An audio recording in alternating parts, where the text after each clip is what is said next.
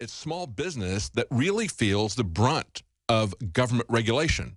The people who are the crony capitalists who have bought influence with Bill and Hillary Clinton or with the Bushes, those people escape the regulations that the rest of us live under. They also escape the scrutiny of the IRS, or I would say even the abuse of the IRS. It's not just institutions like Tea Party groups that are being targeted unfairly by the IRS. Of course, a lot of that goes on. The IRS is used to target political enemies. If you haven't seen it, I would suggest that you go to Alex Jones's YouTube channel and look at the interview that we aired on Friday night on the Nightly News. We talked to someone about the case of George Hansen, a congressman who wrote a book to harass our people. It was about IRS abuses. He also wrote and got passed the Taxpayer Bill of Rights, which we still use today. He also stopped the IRS from taxing the relief money from flood victims in his jurisdiction. And because of all that, he was targeted by the IRS. They used dirty tricks for him before the election. When that didn't work, they came after him with criminal charges. That didn't work. He actually, as part of that audit, he got money back from them. Eventually, they were able to convict him on some fine details of something that he had already cleared with the House Ethics Committee. He had gotten there okay with it. It was very upfront as to what he was doing, and it was selective persecution. And I'll say persecution, not prosecution, because at the same time, Ed Meese, Ronald Reagan's Attorney General, was given a pass for doing the same sort of thing. Geraldine Ferraro, the vice presidential running mate of Walter Mondale, who ran against Ronald Reagan in 1984, was given a free pass for doing the exact same sort of thing. But they came after him in the same way they came after Dinesh D'Souza. They came after him criminally for what should have been a civil fine if they were going to do anything at all. Eventually, they got a conviction from him. Even that conviction was overturned after he fought it for 10 years. It was overturned in the Supreme Court. Knowing that was going to happen, they came after him yet again. Relentless political persecution. But it's not just political persecution. They're stealing property from small businessmen.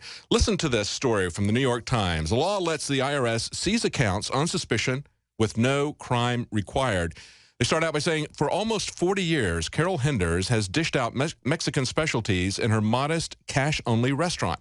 For just as long, she deposited the earnings at a small bank branch a block away until last year, and she got some IRS agents who came and informed her that they had seized her checking account almost $33,000. She would have that kind of money in because, of course, she has a payroll, because she has employees, jobs she created. They said the money was seized solely because she had deposited less than $10,000 at a time, which they viewed as an attempt to avoid triggering a required government report. They call that structuring. Now, if you've got a cash business and you're going to accumulate business, wouldn't you want to deposit the cash as you're getting it in rather than keeping it under your mattress? I mean, that's the whole point that you have banks, isn't it? But they say using a law that's designed to catch drug traffickers, racketeers, and terrorists by tracking their cash, and I would differ with that. I would say it's not designed to catch them, okay? That's not who it's being used as. They didn't design the war on drugs to go after the drug dealers because, as we learned from Gary Webb's investigation and many other times, it's the government that is involved in that. It's the corruption. They designed it to give them power, to take away our due process, our civil liberties. This is just one aspect of it, the civil asset forfeiture laws that really aren't laws at all because they don't charge you with a crime. They don't give you due process. They violate the Constitution. And if they do all of those things, they're not legitimate laws. But here's some other examples of this to show how bad this has gotten and how rapidly it's ramping up. They say the IRS made 639 seizures in 2012, up from 114 in 2005. Okay, so about 5 to 6 times the amount in 7 years. They say the practice has swept up dairy farmers in Maryland, an Army sergeant in Virginia saving for his children's college education, and the person that we started this with, Mrs. Henders, who is 67. It's an amazing thing to see this being done to our citizens. And of course, as I mentioned, you know, the government really does create a lot of jobs. We're at the point now where if you total up the people who are dependent on the government and you total up the people who work for the government, the massive expansion that we've seen of government employees under Obama, you're getting to the tipping point of it being more than 50%. Maybe it is already 50%. I don't have the stats in front of me. I know it's getting very close.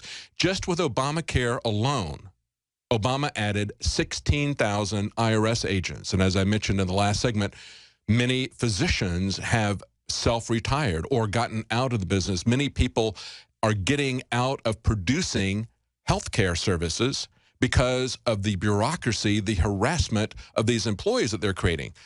I had a friend who was in the military, and I had a business at the time, and when we got together, we were talking about my business. He didn't ask me the metrics that you would expect, you know, what are your gross sales? What is your profit margin? How many stores do you have? Whatever.